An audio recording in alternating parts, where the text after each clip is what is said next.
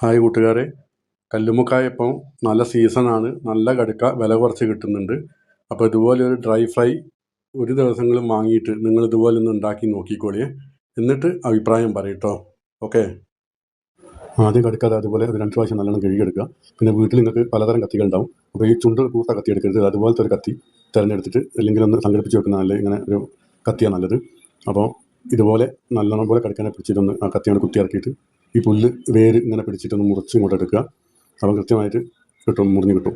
എന്നിട്ട് 2 സൈഡിൽ നിന്ന് അങ്ങോട്ട് ഇറച്ചി ഇങ്ങനെ വടിച്ചെടുത്തിട്ട് ഇതേപോലെ തന്നെ നിങ്ങൾ കണ്ടില്ല, അങ്ങനെ കൃത്യമായിട്ട് നോക്കിയാൽ നിങ്ങൾക്ക് മനസ്സിലാവും. അങ്ങനെ തന്നെ കടുക്കേനെ ഇങ്ങനെ പൊളിച്ചെടുക്കുമ്പോൾ ഇതുപോലെ ഇങ്ങനെ നല്ലോണം മലർത്തിക്കളയരുത്. ഇങ്ങനെ മലർത്തി കഴിഞ്ഞാൽ എന്താണെന്ന് വെച്ചാൽ നമുക്കിത് പുല്ല് മുറിച്ചെടുക്കാൻ ചിലപ്പോൾ സുഖമായിരിക്കും. പക്ഷേ ഈ ഇറച്ചി അതിൽ നിന്ന് തോട് വേറെ ആയി പോയി കഴിഞ്ഞാൽ ഇതുപോലെ വൃത്തിയായിട്ട് എടുക്കാൻ കുറച്ച് ബുദ്ധിമുട്ടാവും.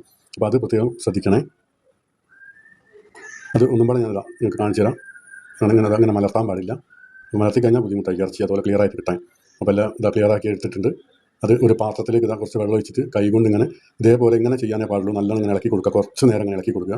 അതിനു വെച്ചാൽ പൊട്ടിപ്പോകാതെ നന്നായിട്ട് അലിഞ്ഞ് പോകാതിരിക്കാൻ വേണ്ടിയിട്ടാണ് ഇങ്ങനെ ചെയ്യാൻ പറയുന്നത്. അപ്പോൾ അങ്ങനെ ചെയ്ത് കഴിഞ്ഞാൽ നല്ല വൃത്തിയിൽ കിടക്കുന്ന ഷേപ്പ് പോകാതെ നമുക്ക് കിട്ടും. ഇങ്ങനെ ഒന്നതാ ഇങ്ങനെ ആക്കാനോ ഇതുപോലെ ഇങ്ങനെ ഞെണ്ടി ഞെക്കാനോ പിഴിയാനൊന്നും പാടില്ല കേട്ടോ.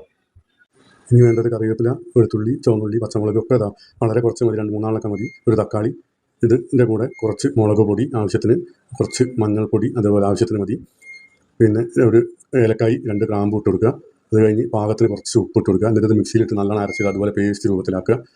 അപ്പോൾ ഈ പേസ്റ്റ് രൂപത്തിലാക്കി കഴിഞ്ഞാൽ പിന്നെ ഈ കടുക്കയിൽ കുറച്ച് വെള്ളം നമ്മൾ എടുത്ത് വെച്ച് കഴിഞ്ഞാൽ ആ വെള്ളം അങ്ങോട്ട് ഒഴിവായി കളയണേ. ഇനി കടുക്കയിലേക്ക് ഈ പേസ്റ്റ് ഇട്ടതിന് ശേഷം നല്ലോണം ഒന്ന് അത് ചേർത്ത് കുഴച്ച് കൊടുക്കുക. കുഴയ്ക്കുമ്പോൾ ശ്രദ്ധിക്കുക കടുക്ക പൊട്ടിപ്പോകാതിരിക്കാൻ ഇങ്ങനെ ഉടച്ച് വല്ലാതെ പ്രസ് ചെയ്യരുത്, പൊട്ടിപ്പോകും കടുക്ക. എന്നിട്ട് കുറച്ച് സമയം ഇതുപോലെ ഇങ്ങനെ ഒരു 15 മിനിറ്റ് ഇങ്ങനെ വെച്ച് കഴിഞ്ഞിട്ട് നമ്മൾ പിന്നെ എടുത്തിട്ട് ചീനച്ചട്ടിയിലേക്ക് ഇതുപോലെ വെള്ളം ഒന്നും ഒഴിക്കരുത്. അങ്ങനെ തന്നെ ചീനച്ചട്ടിയിലിട്ടിട്ട് സ്റ്റവ് കത്തിക്കാം. അപ്പോൾ ഇതിങ്ങനെ നല്ല വെള്ളം പതച്ച് വരും കേട്ടോ.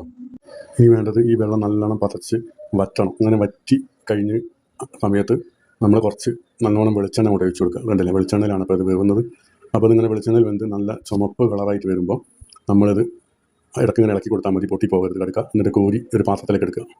ഇനി ഇതുപോലെ ഒരു പ്ലേറ്റിലേക്ക് മനോഹരമാക്കിയിട്ട് വിളമ്പിക്കോളൂ. എന്നിട്ട് കഴിച്ച് നോക്കിയിട്ട് ഇഷ്ടപ്പെട്ടാൽ ലൈക്കും ഷെയറും സബ്സ്ക്രൈബും ഒക്കെ ചെയ്തോളൂ കേട്ടോ.